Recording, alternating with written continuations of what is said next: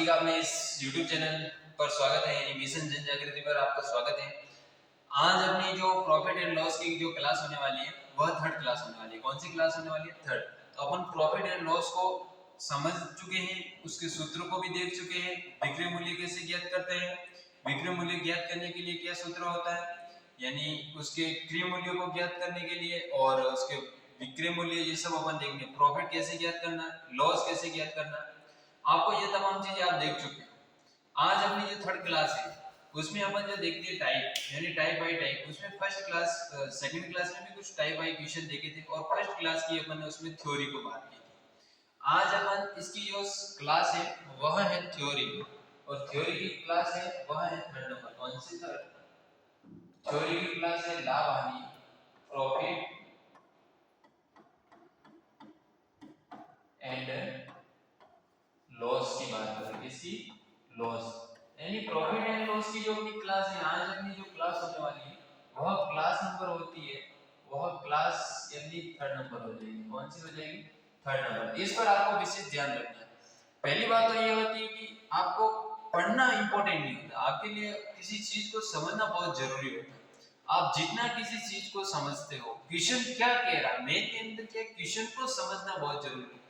भले ही आप क्वेश्चन करने का तरीका तब आएगा जब आप उस क्वेश्चन को करो, समझोगे पहले। तो अपन देखते हैं और क्वेश्चन के टाइप को लेकर चलते हैं और क्वेश्चन किस तरीके से एग्जाम में, इस पर अपन विशेष देखते हैं और पाते हैं क्वेश्चन के टाइप। मैंने कहा था आपको लाभ प्रतिशत में भी बताया था, का मतलब गुणा होता है। उसमें ये तमाम चीजें मैं आपको व्यवस्थित तरीके के माध्यम से समझा चुका हूँ। उसमें ये आपको बहुत अच्छा लगा होता, जिसमें का मतलब मैंने बताया, जहां का शब्द लिखा हुआ है, जहां का लिखा है उसका मीनिंग हो वहां गुणा करना, वहां ये चीज आप देखना। जहां प्रतिशत आए वहां बटे में 100 रखना। तो ये चीजें आपको मैं पहले से बता चुका हूँ। इसका मतलब अभी जो अपने क्वेश्चन होंगे उस आधार पे होंगे, और प्रॉफिट एंड लॉस को प्रतिशत में ज्ञात करेंगे। कैसे ज्ञात करेंगे? प्रतिशत में। लेकिन ये लाभ हानि का टॉपिक अलग है। जैसे क्वेश्चन आता है, क्वेश्चन ये आता है कि क्रय मूल्य का 18 का, जैसे कि कोई वस्तु है, क्रय मूल्य का 18 का विक्रय मूल्य 15 के बराबर है। तो किसी वस्तु का विक्रय मूल्य 18 है, उसका क्रय मूल्य 15 है, तो उसका लाभ हानि प्रतिशत में ज्ञात करो। तो इस तरह के आपको क्या देखने को मिलते हैं, एग्जाम में क्वेश्चन देखने को मिलता है। तो क्वेश्चन लिखते हैं और क्वेश्चन लिखने से समझते हैं किसी वस्तु का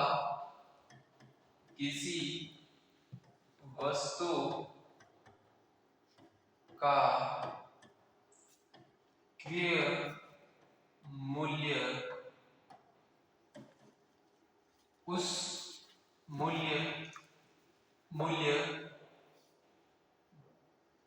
उस वस्तु के विक्रय मूल्य का 3/4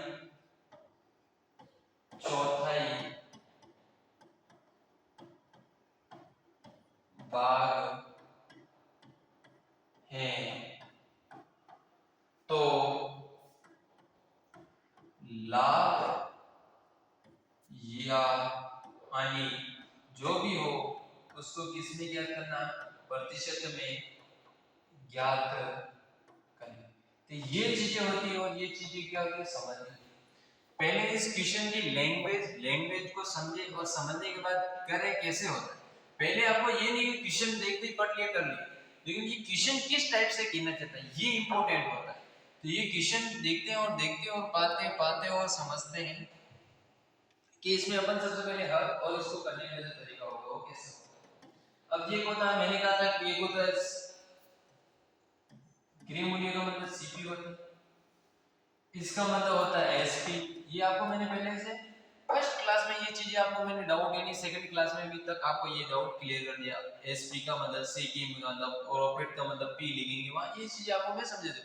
अब ये क्वेश्चन कह रहे हैं कि किसी वस्तु का क्रय मूल्य, जहां का है, अब क्रय मूल्य मतलब सीपी, अब ये चीज आपको समझ आए, का उस सीपी का क्या है, का मतलब आगे कोई संख्या ही नहीं, उस वस्तु के बिक्री मूल्य के बराबर है, मतलब मूल्य के बराबर है, मतलब उसके बिक्री मूल्य के बराबर का 3/4 है, यानी बिक्री मूल्य है उसका कितना है 3/4 है, तो उसके बराबर है, आपको क्या करना बराबर है, और एसपी का कितना है, एसपी यानी सीपी का मतलब आपको गुणा और 3/4 होगा, कितना होगा 3/4।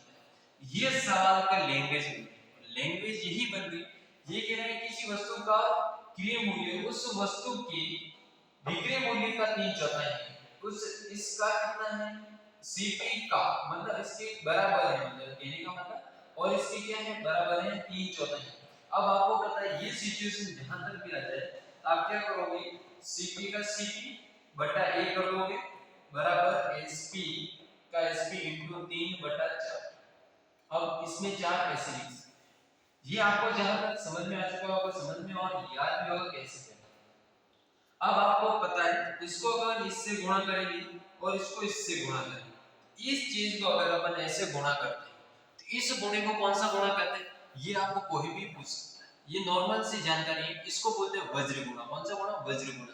तो इस तरह के सवाल को कैसे करेंगे कैसे नहीं करेंगे, अगर आप इसको इससे गुणा करोगे यानी 4 का आप इससे गुणा करोगे तो आप देखोगे और पाओगे और समझोगे कि इस 4 का सीपी से 4 इंटू सीपी हो जाएगा, फिर बराबर, फिर ये बराबर का बराबर, अब एक का गुणा एसपी से किया एसपी इंटू टी, क्योंकि आप एक का गुणा ही कर रहे हो इसका मतलब वही आंसर होगा। अब आपको पता है ये सिचुएशन बन गई, ये सिचुएशन बन गई, यानी आपको पता है कि ये सीपी का जो मान है, सीपी का मान ये 4 नहीं होगा, इस सीपी का मान ये 3 होगा, ये चीजें ध्यान रखना। और इस एसपी का मान, एसपी का मतलब होता है बिक्री मूल्य, और इस एसपी का मान ये 4 होगा, ये चीजें आपको ध्यान रखनी। यानी आपका ये पता लग गया इस क्वेश्चन से, आपका सीपी तो 3 हो गया, एसपी 4 हो गया, ये यहां तक हो गया। अब ये कह रहा है कि ये यहां तक अपन ने इसको सॉल्व किया और सॉल्व करने के बाद निकाल दिया। अब इसको कैसे करना आगे, अब उसमें क्या होगा लाभ या हानि, लाभ या हानि होगी तो प्रतिशत में होगी, प्रतिशत में ज्ञात करनी, और ज्ञात करनी है वह किस पे होती है आपको पता है, वह हमेशा क्रय मूल्य पर होती है। अपना क्रय मूल्य कितना है, यानी ये 3 है, और अपना एसपी कितना है 4 है, यानी आपको ये तो कंफर्म हो गया आपको क्या हो रही है प्रॉफिट हो रहा है, प्रॉफिट हो रहा है कितने का हो रहा है 1 का हो रहा है, कितने का हो रहा है 1 का, किस पर हो रहा है 3 पर, यानी क्रय मूल्य पर हो रहा है, तो कितने का हो रहा है 1/3 इंटू, आपको प्रतिशत में ज्ञात करने के लिए आपको क्या करना पड़ता है 100 से गुणा करना पड़ता है। आप ये क्या करोगे 100 से गुणा। अब ये चीज होने के बाद आपको क्या करना और क्या नहीं करना है, आपको पता है ये चीज यहाँ जम गई है, अपना यहाँ से सेटअप ये निकल चुका है, आपको पता है इस 1 का गुणा इसे 100 से करोगे आपको प्राप्त हो जाएगा 100, फिर आपको पता बटे में 3 बच रहा तो 3, आपको पता आप कैसे क्या करो, इस 3 का भाग इस 10 में दोगे, इस 3 का भाग इस 10 में देते हो तो कितनी बार जाता है 3 बार जाता है, कितनी बार जाता है 3 बार, फिर अपने पास 1 बचता है वो 1 यहाँ उतार देते हैं और 3 का भाग 3, यानी अपने कितना बचता है 1/3 सही बच जाता है, या फिर 33.33 ये आगे चलता रहता है, तो ये भी प्रतिशत में आ सकता है ये भी आ सकता है, ये आप देख सकते हो, ये अपना क्या हो जाएगा वैसे तो आंसर हो जाएगा, क्या हो जाएगा आंसर। इस तरह के क्वेश्चन आएंगे एग्जाम में, और एग्जाम में इस तरह के क्वेश्चन बहुत मायने रखते हैं। सबसे पहले इस क्वेश्चन को देखा और समझा, किसी वस्तु का क्रय मूल्य उस विक्रय मूल्य के 3/4 है, उस बिक्री मूल्य उसी क्रय मूल्य का उस क्रय मूल्य वस्तु के विक्रय मूल्य के समान 3/4 भाग है, तो लाभ या हानि ज्ञात कर दें। इस तरह के सवाल अगर आपको एग्जाम में देखने को मिले इस तरह से सॉल्व करना है, जिस तरह से पहले ये चीजें निकाल दो, फिर उसके लिए उसमें आप सीपी और एसपी निकाल दो, फिर कितने का प्रॉफिट हो रहा, हमेशा लाभ हानि तभी होगी बहुत सीपी पर होगी, यानी क्रय मूल्य पर ही लाभ हानि निकाली जा सकती है। इस तरह से ये सीपी और एसपी निकालने के बाद फिर प्रॉफिट निकलते हैं, अपन को प्रॉफिट 1 का प्राप्त होता है, फिर हमने पास जो सीपी बना था वो 3 बना था, 3 इनटू इस 1 को 100 से गुणा किया 100 आ गया, 100 में अपन 3 का भाग देते 33.33 3 3 बोलते हैं, पॉइंट के बाद अगर कोई संख्या मिल जाती है उसको पॉइंट के बाद 33 नहीं बोलते, उसको 3 3 बोलते हैं। क्या बोलते हैं? 3 3। ये चीजें भी आपको याद रखना। यहाँ पर भी मैंने एक चीज बताई थी, अगर इसको इससे गुणा करते हैं और इसको इससे गुणा करते हैं, जिसको बोलते हैं वज्र गुणा। कौन सा? वज्र गुणा। कौन सा गुणा? वज्र गुणा।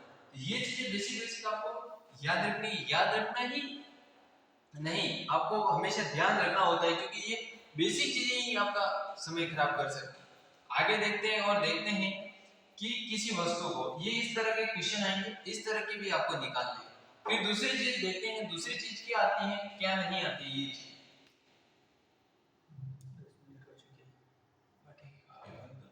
तो आज की क्लास अपन यहीं तक लेते हैं, फिर नेक्स्ट क्लास अपन कल से शुरू करेंगे जो 4 नंबर की होगी। अपन इस क्लास को 6 से 7 क्लास में खत्म कर देंगे। धन्यवाद सो मच।